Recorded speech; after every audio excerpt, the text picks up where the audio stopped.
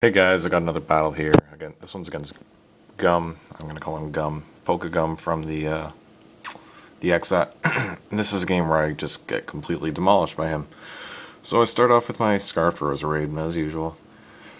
Hidden Power Fire to kill his Cacturne, and it doesn't kill it, so that sucks. He gets up a Sword Stance though, and I know I'm gonna be faster.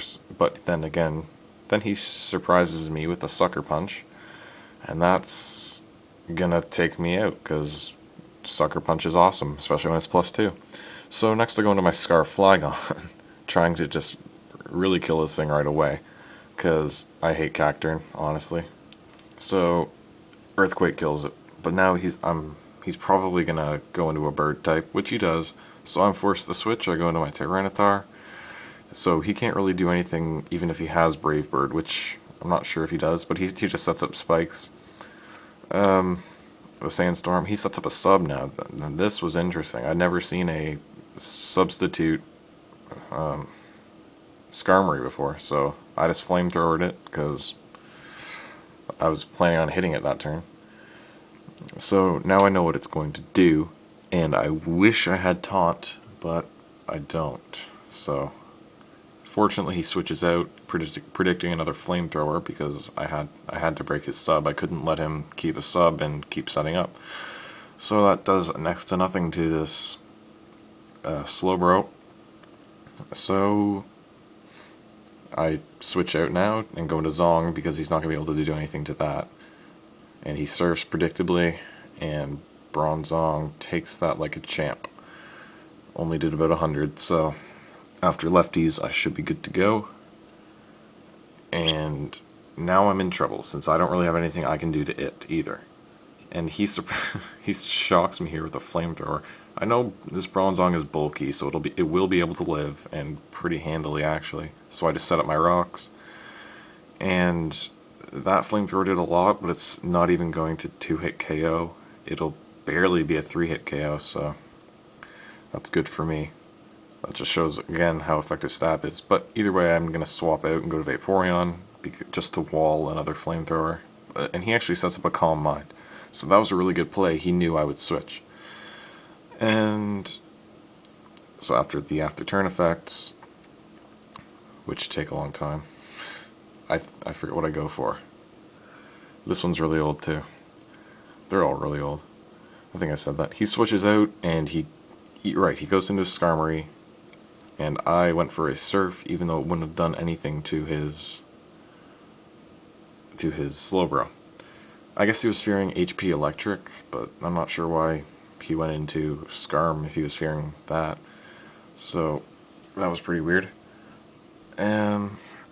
So he goes for the Roost, which was a really good play because he knew I'd go for something different.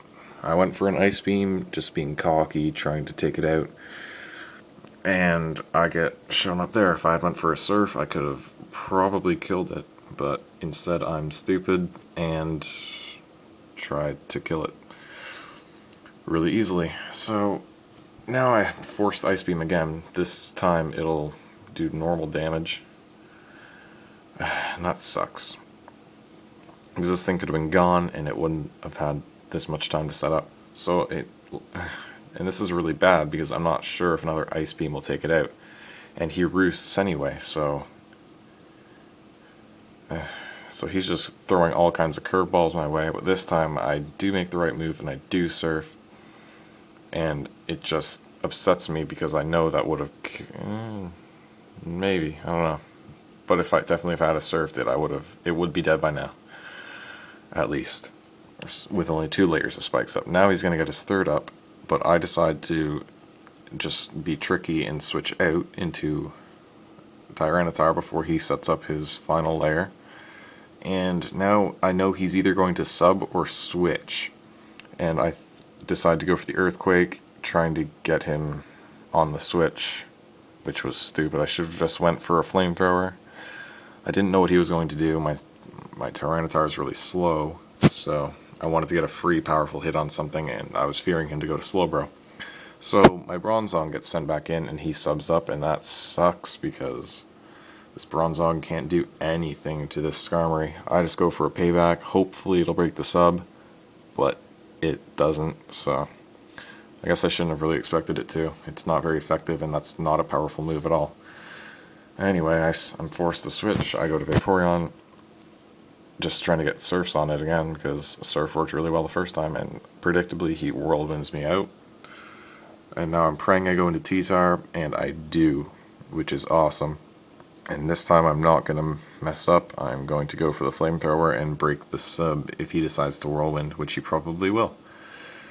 So I break his sub with the Flamethrower, finally, which I should have done on the first turn, and then...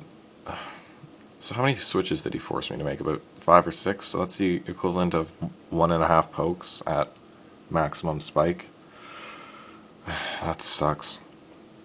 Anyway. Buffeted by Sandstorm. I think I go for the Surf this turn, predicting him to Roost again, trying to be tricky. Because that Roost really screwed me over. That was the turning point of the match, for sure. So I go for the Surf, and it still doesn't freaking die, and now I'm going to be forced to take another 1/4 damage, except luckily I go into Flygon, which resists, or avoids the spikes, I should say. So now I'm finally going to kill this thing with a T-Punch. And his Skarm, which completely decimated my team, finally dies. So now he goes into his Electivire, hoping to force me to switch, which he does, because I can't. I'm choiced into Thunder Punch, and yeah, that sucks. And he would absorb it anyway. So I go into Bronzong just to try and wall, and of course he gets a crit. So now I can't live 2, and my Bronzong is slow as dirt. So it's probably gonna not survive this next turn. So I decided to just fodder it because it's going down anyway. And I see he has Thunder Punch. Well, he's an electric Pokemon, so that is stab. Never mind. Alright. So after turn effects, I go into my Flygon again, and he withdraws predictably, and he goes into a flying type predictably, but who didn't predict it? I didn't. I went for the Earthquake, because I'm stupid. Cause I should have seen that coming from a mile away.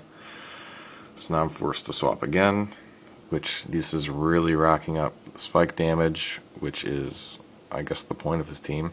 And he DDs up, and he's +1 speed and attack. So his Gira can pretty much sweep the rest of my team unless something miraculous happens. Pretty sure I just waste the turn with the Protect here, so that's not good. Just seeing what he did, and he used Iron Head, so I'm going to put that in the old memory bank, and I'm going to swap out into my Flygon because I know it can live in Iron Head, and then I can hit it with a ×4 super effective Thunder Punch without the -1 from the Intimidate. So, but I went for the Earthquake, predicting him to switch out. So that's 2 times I've wasted a switch into Flygon. Once on the once on the Skarm, and now once on the Gira, so I pretty much just go to Vaporeon for fodder. He uses Outrage, misses, because there's no target.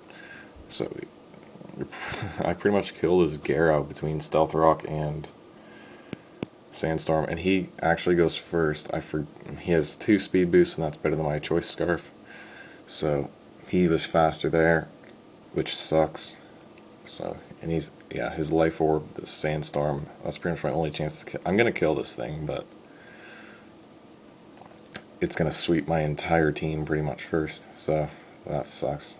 That looks like a really offensive Gira, if 10% is that much. And it barely hangs on, but thank God for the Sandstorm. And oh man, all I've got left is my Luke, which I send in and takes 1/4 damage from the spikes, and he goes into his Dusknoir. I use Stone Edge, misses. So I definitely got the bad side of the hacks here. But anyway, that's I guess I survived, but And that's pretty much the match. That Stone Edge missing was the worst thing that could have happened. So now my Luke is gone, and actually, never mind. 2 wouldn't have killed it. So, in conclusion, learn to predict.